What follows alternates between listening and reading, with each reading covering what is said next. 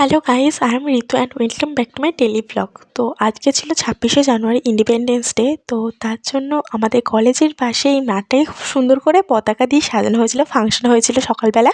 তো তারপরে আমরা ওখান থেকেই চলে এসেছিলাম কলেজ পাড়ে। তো কলেজ পাড়ে নদীর ধারে গিয়েছিলাম, ওখানে একটু ঘুরে আসছিলাম। আসলে আজ বিকেলবেলা ছিল আমাদের একটা ফাংশন ডায়মন্ড হারবারে। তো সেটাই যাচ্ছিলাম, তো তার জন্য সকালবেলা একটুখানি কী করবো, ঘুরে নিচ্ছিলাম আর কটা কেনাকাটি করা ছিল তাই কিনতে গিয়েছিলাম।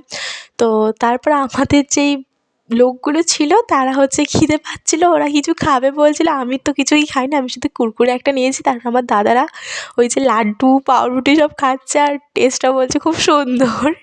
তো সেটা, আর আমি দেখাচ্ছিল আমি শুধু কুরকুরে খাচ্ছি। তো তারপরে চলে গিয়েছিলাম, একটা গ্যাস বেলুন বিক্রি হচ্ছিলো জানো তো। ওখানে আমার গ্যাস বেলুন খুব ভাল লাগে, খুব ভাল লাগে। তো ওখানে তাই জন্য গিয়েছিলাম দিতে, আর কাকুটাকে বলে আমার জন্য একটা নতুন করে ফুলিয়ে দাও কাকু। তা বলতে কাকুটা ফুলিয়ে দিচ্ছিলো, তা দড়িটা বড় করতে বলছেন, সুতোটা যাতে মানে অনেকটা উঁচুতে যায় ধরবো। তার জন্য দাদাটা নিচ্ছিলো, দাদাটা স্কুটিতে বেঁধে নিচ্ছিলো ওই বেলুনটা, গ্যাস বেলুনটা খুব সুন্দর দেখাচ্ছিলো, তাই আমি নিয়েও ধরেছিলাম। খুব সুন্দর লাগছিলো আমার বেলুনগুলো। তো তারপরে ঘরে এসেছিলাম স্নান টান করে, আবার বেরিয়ে পড়েছি। এখন যাবো মাংস কিনতে। তো তার জন্য আমাদের হরিণাগার ভিতর থেকে যাচ্ছি। আমাদের হরিণাগার সবথেকে বড় কালী পুজো হয় এই থানটাতে, সেটাই তোমাদের সাথে দেখাচ্ছিলাম। প্রচণ্ড বড় থান, আর এটা আমাদের ঠাকুর খুব জাগ্রত। এখানে হয় আমাদের ঠাকুরের বিসর্জন। তারপরে এসে গিয়েছিলাম মাংস কিনতে, 2 কিলো মাংস কেনা হয়ে গেল। তারপরে চলে গিয়েছি একটা দাদার ঘরে, সেখানে গিয়ে রান্নাবান্না হচ্ছিলো, আলু টালু কোটা হচ্ছিলো। তো ওখানে মাংস হয়ে গেছে, উঠে গেছে।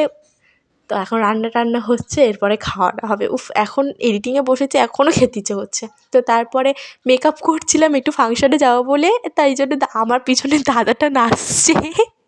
তা একটা গান হচ্ছিলো, দিলে কপিরাইট এসে যাবে, ওই জন্য দিলাম না। ওই জন্য নাচানাচি করছিলাম, দুজনে মিলে পাগল হয়ে গিয়েছিলাম আর কি।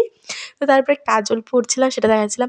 তা এই আমি রেডি হয়ে গেছি, তো আমার ভিডিও করতে দিচ্ছে না, কিরম নাচানাচি করছে গাইস দেখো। এরকমভাবে নাচানাচি করে আমাকে বিরক্ত করছিলো, বলছে যে না তোকে করতে দেবো না।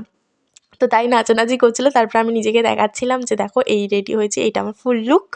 তো তারপরে খাওয়া দাওয়া হচ্ছিলো, পার্টি টাইপের হলো একটা ছোটো মতন, নাচানাচি হলো, ওইটাই দেখাচ্ছিলাম। সব কিছু একদম আলাদাই আমেজ। তো তারপরে আমাকে নিজেকে দেখাচ্ছিলাম তোমাদেরকে একটু।